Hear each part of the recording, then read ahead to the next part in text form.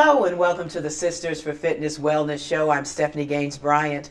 Our guest today is Deborah McGruder. She's an Associate Director for the Prince George's County Health Department.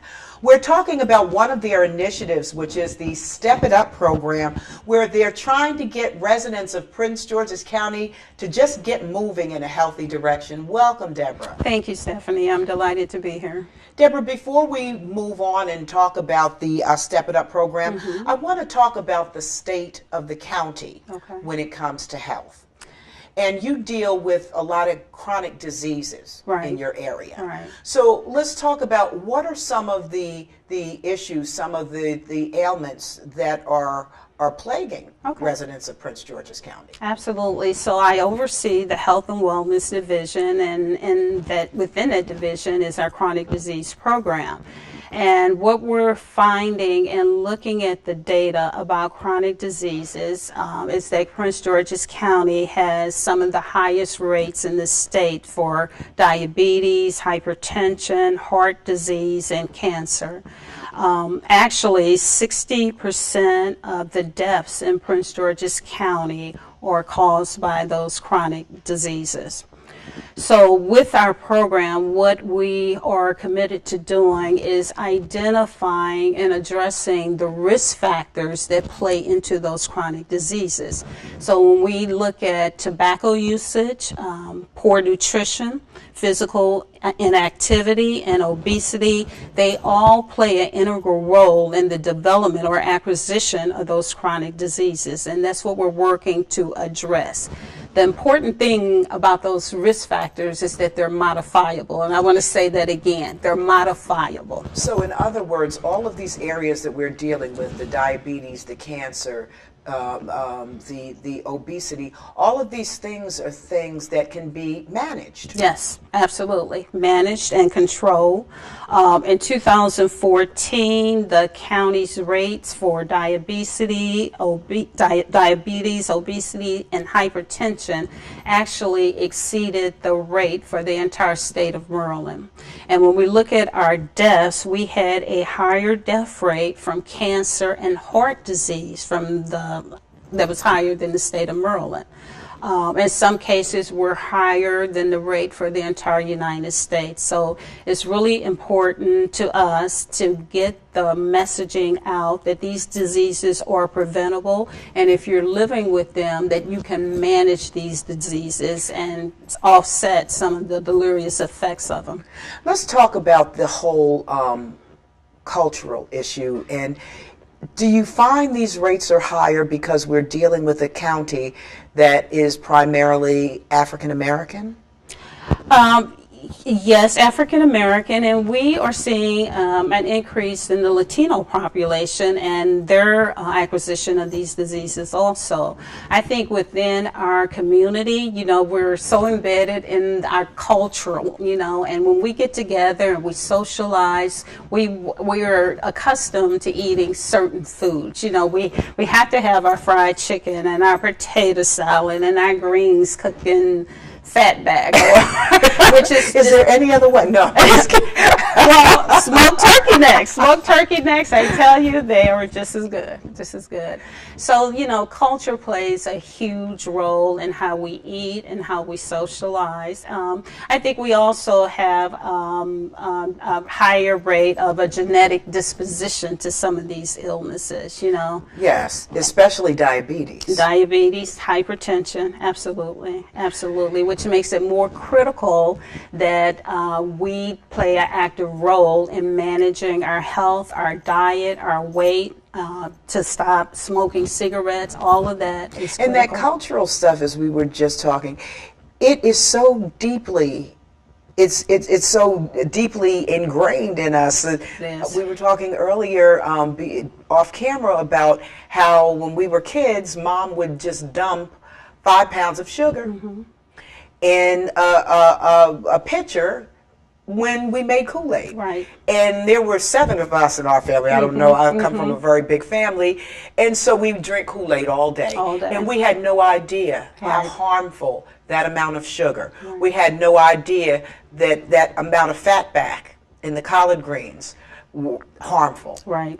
or the sweet potatoes, dumping sugar in that, just all of those things that we just took for granted to season our foods, or the way we have eaten for generations, right, is just so incredibly harmful. right. And so as we have maturated and grown older, sometimes we're starting to see some of the effects of that. And I think what was key during that time period that we no longer have is that we had a lot more access to physical activity. Yes. We were outside all day, all night, riding our bikes. We were highly active, and our kids today are not. They're watching TV, playing on the YouTube or video games. So, you know, it's a combination of those factors that contribute to the increase that we're seeing in the rising. So when you have that poor nutrition and lack of physical activity. Yes. We were outside all day, right, doing something, playing something. My mother would send us out in the summertime. Right.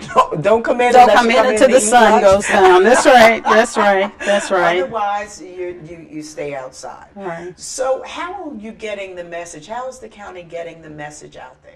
So one of the things that we're doing, you know, we talked about the chronic diseases, but again, what they all have in common are certain risk factors.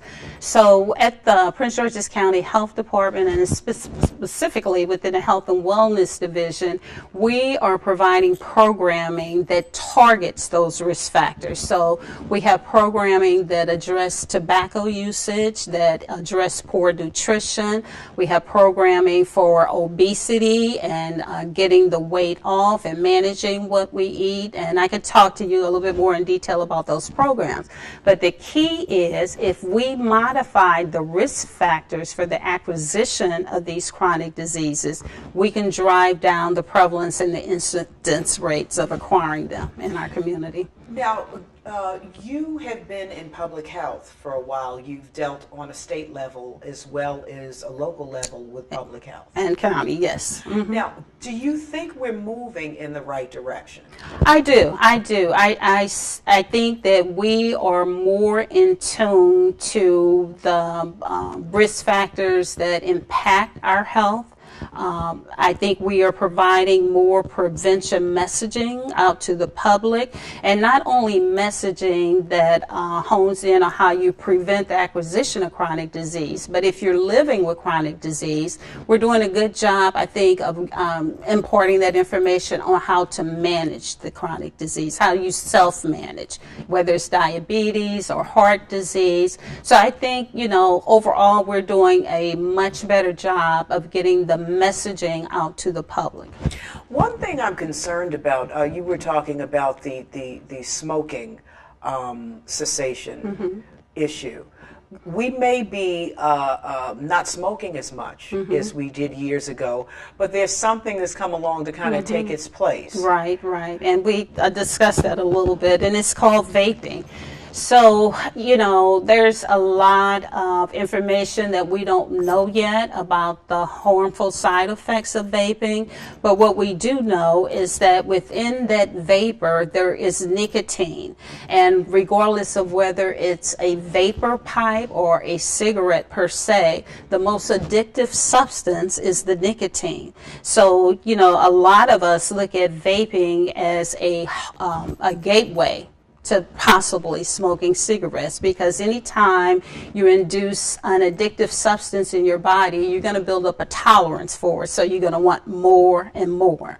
And even though vaping may not have all of the other carcinogens that are harmful as cigarettes do, they still have the nicotine. And that can lead to other things. And they things. can lead to other things. What's the difference with they've got the vaping, and then what's this hookah? So hookah is vaping on a much grander scale, because you have a larger instrument to do that. But it's the same principle. You're not smoking smoke that's produced by the nicotine in addition to all of the other carcinogens, but it's a vapor.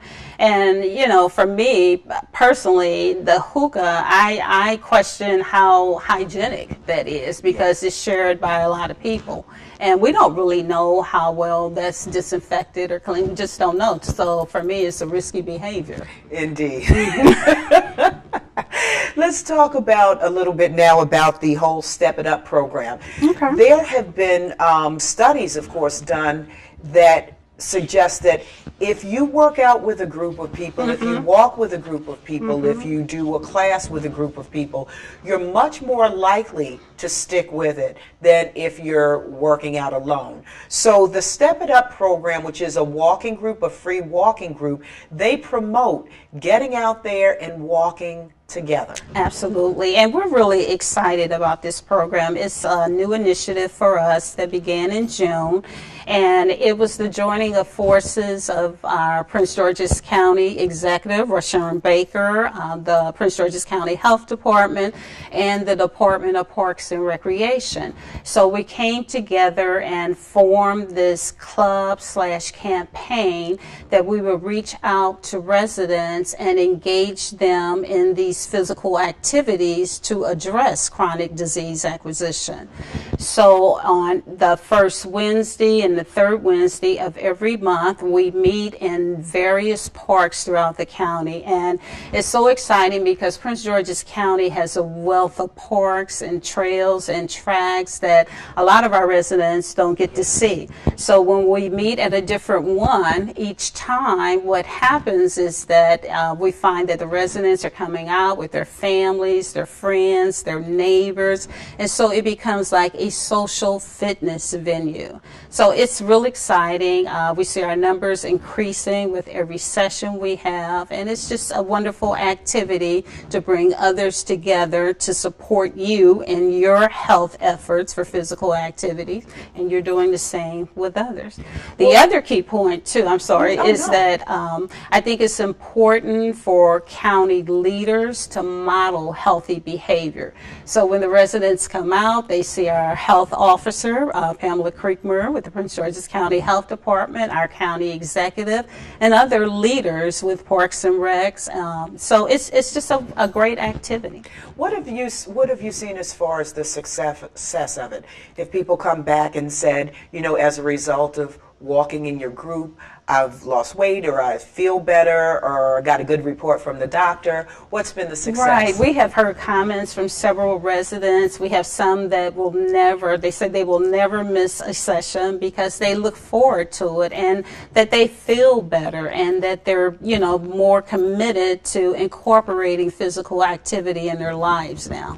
Very good. And it has to be a lifestyle thing. It can't Absolutely. just be something that you do for a week or 2 weeks. It has to be incorporated into your life. It has to be a part of your lifestyle. Absolutely. So I invite all of the residents to come out and participate in this. As I mentioned earlier, the program lasts through the end of November, and it's just 1 hour from 6 to 7 p.m. on those alternating Wednesdays. And you do different parks within the county. We do.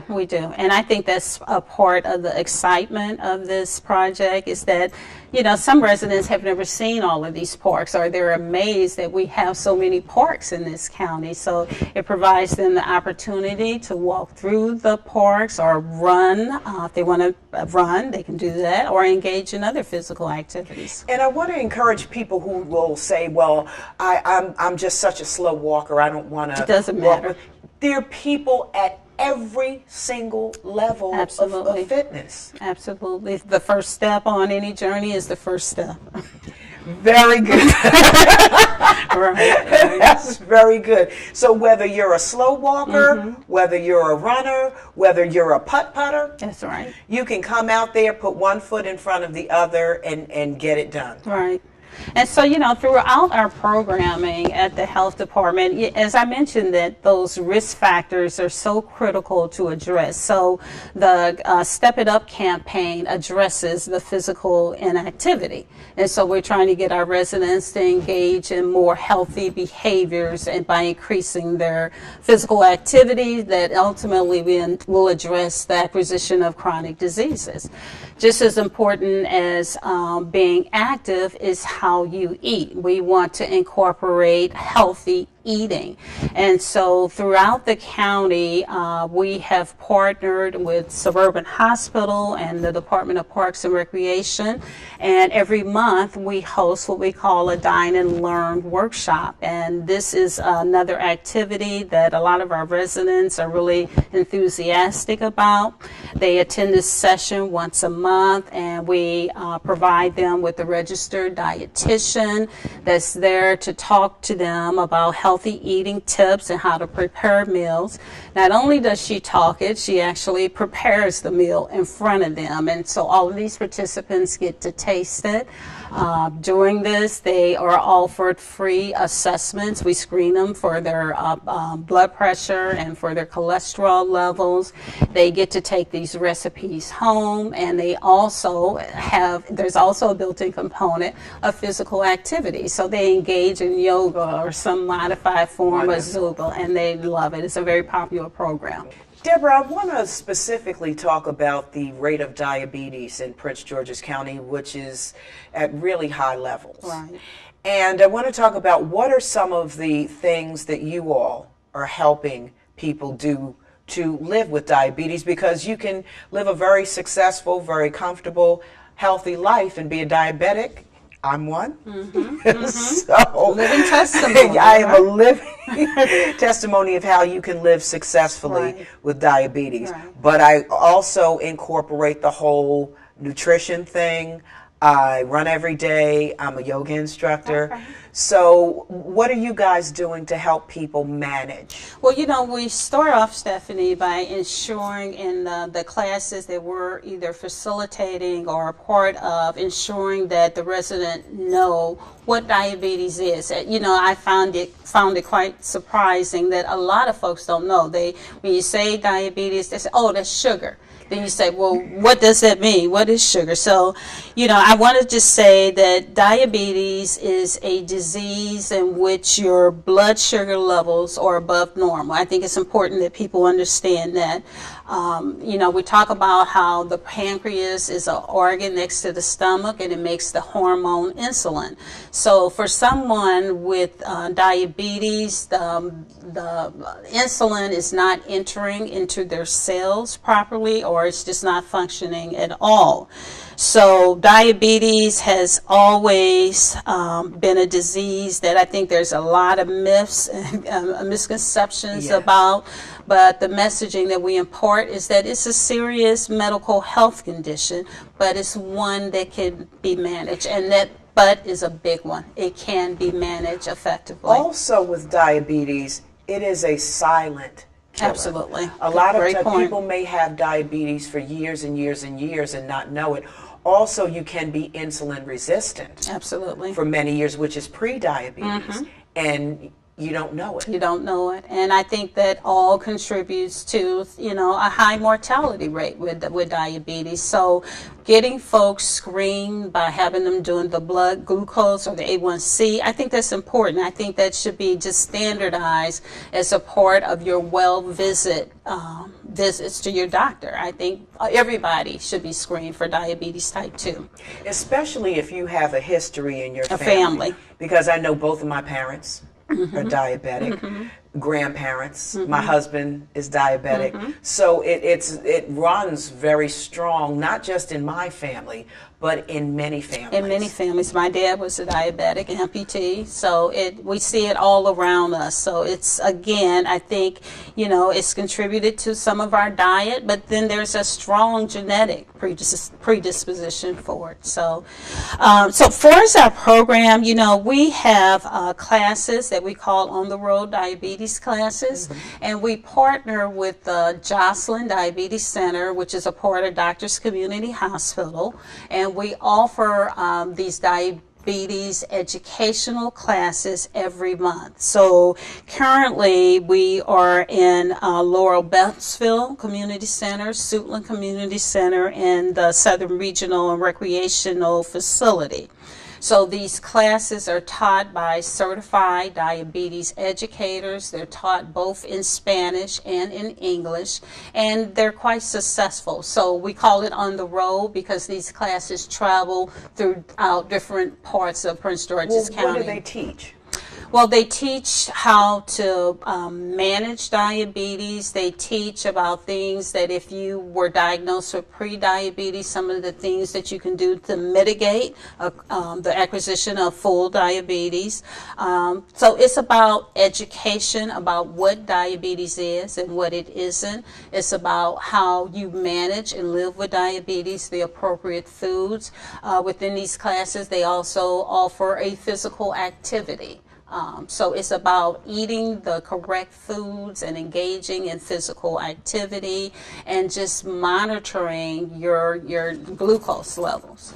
I remember when I was a kid and I would hear my relatives talking about the sugar. Yeah, Uncle Joe got sugar. Uncle Joe has sugar. And I thought, that'd be a good thing to have the sugar. Absolutely. This sugar's a good thing. It tastes good. Right. And you find out, of course, as you become an adult, that it's not a good thing. It's not a good thing, right. And so, again, I think there's still within our community a lot of misconceptions about what diabetes really is and the impact that it plays on our health. And you don't want to get to a point where you're having limbs. Absolutely. amputated. Absolutely, you do not. And that's something like you've had it for years and have not managed it. And have not managed it well. And like I said, my dad was a perfect example. He loved sweets, and even, he would do his insulin, inject his insulin every day, but then, he'll come home with a lemon meringue pie or a cherry cobbler. So, and I can't emphasize enough how our culture plays such a huge role in our diet.